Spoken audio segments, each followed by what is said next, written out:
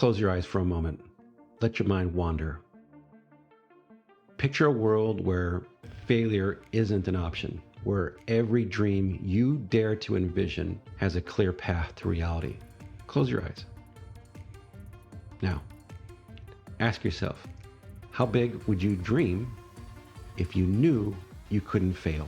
Our minds are playgrounds of infinite potential, and yet so often we limit ourselves because we're tethered by fear, doubt, or past experiences or trauma. I call them inhibition hats and self-imposed limitation shoes. I grew up in an alcoholic and bipolar household, so to me, yelling, screaming, throwing dishes, and people across the room was normal. Now, I don't share that to tell you what a terrible childhood I had or that it was all my dad's fault, but it certainly influenced my behavior and how I protected myself and how I behaved in personal relationships, whether it was business or personal or even intimate, close relationships. And one thing I did learn was how to be creative, and that was by learning how to play. Now, John Cleese, the famous actor and comedian, he wrote classics like Fawlty Towers and Monty Python. He said in an interview that creativity has no relation to intelligence, and the most creative people have simply acquired a facility for getting themselves into a particular mood, a way of operating, which has allowed their natural creativity to function, the ability to play. Indeed, the most creative people are childlike, playing with ideas for no immediate practical purpose, but just for enjoyment.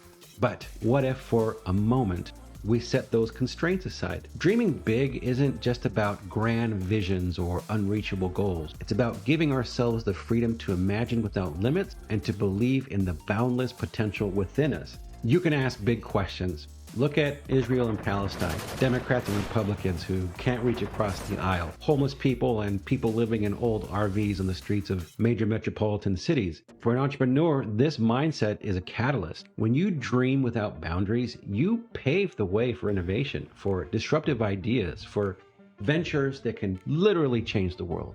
The tech giants of today, the revolutionary products that we can't live without, those all started as dreams. And people told them they were crazy, they were stupid, that they were wasting their time. And now they're the norm. Dreams that might have seemed impossible or too ambitious at first glance, right? But let's pull back from business for a moment. The mindset isn't just about professional aspirations. It's about personal ones too. I spent a good portion of my life thinking I wasn't good enough to date attractive women. When I had to fire a business partner, I thought I was a poor judge of character. When a client stole nearly $2.5 million from me and my wife, I nearly spiraled into a full depression. Not because of the money, but because I thought I was sowing seed in a fertile field and ended up being as fallow as a barren desert. I could have drank myself to death, become really mean to others, but instead I wrote about stepping into your purpose. And I remember writing a certain number of words per night, and I remember hitting 40,000 words. And it was a great achievement for me because it was something I had never done, even though I enjoyed writing. Dreaming big in your personal life can mean chasing experiences that enrich your soul, building relationships that nurture your heart, and even setting out on quests for self-discovery.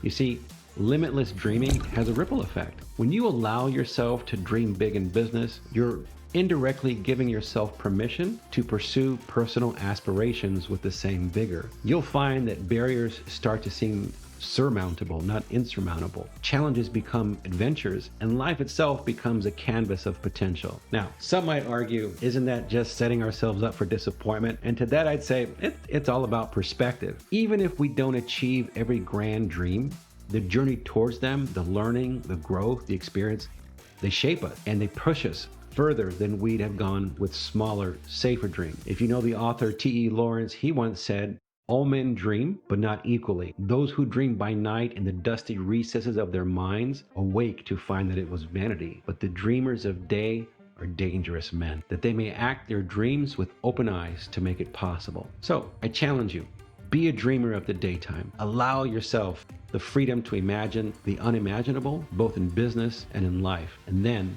with open eyes, chart the course to make it possible. Now, if you've been watching all the episodes of Friday Formula, the whole concept is about putting systems in place. Goals do not work. Goals can be limiting. Traditional goal setting often involves specific, measurable targets.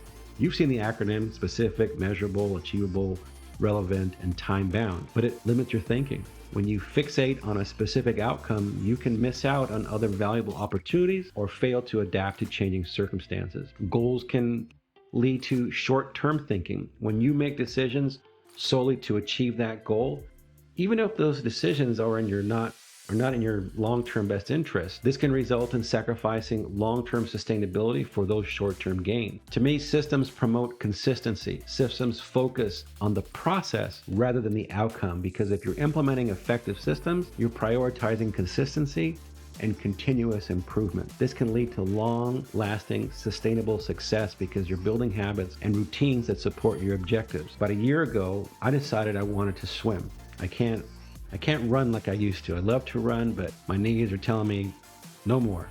So I decided to swim. And I remember the first month, I was terrible. I mean, terrible. Trying to get back and forth, 25 feet across and 25 feet back. And not being able to breathe correctly and trying to manage, how I move my arms and my legs in a way that was most efficient. It was awful. And now I get up 3-4 days a week at 5 o'clock in the morning, and I get out to where I go swimming, and I jump in and I do my 60 or 80 laps, and it's like nothing. And that's because of the consistency of wanting to improve myself. Think about reduced pressure and anxiety when it comes to having specific goals. They create that. And especially if you're not making as much progress as you'd like, that's where systems emphasize progress and growth without that constant pressure of achieving a specific goal by a certain date. There's also adaptability and learning. Systems encourage adaptability and a focus on learning from every experience. Instead of viewing failures as a missed goal, you see them as opportunities to refine and improve your systems. And you'll also learn that there's less feel of failure. Without the strict parameters of a goal, you may be less afraid of that. This can lead to more innovative thinking and a willingness to take more calculated risks. Systems can also be integrated more seamlessly into your lifestyle. They become part of who you are and how you operate, rather than something you're striving to achieve. It becomes ingrained in you. And with systems, you're always making progress, regardless of whether you've reached a specific goal. This ongoing sense of accomplishment can be motivating and fulfilling. Systems are conducive to long-term success because they promote sustainable, healthy habits and behaviors. You're not just aiming for a one-time achievement, you're building a foundation for lasting improvement. Because in a world where you dream without limits, the possibilities are endless. So I challenge you, be a dreamer of the day. Allow yourself the freedom to imagine the unimaginable, both in business and in your life. And then, with open eyes, chart the course to make it possible. Well, now that you've learned how to dream without limits, how do you train your entrepreneurial mind? Watch this video and find out.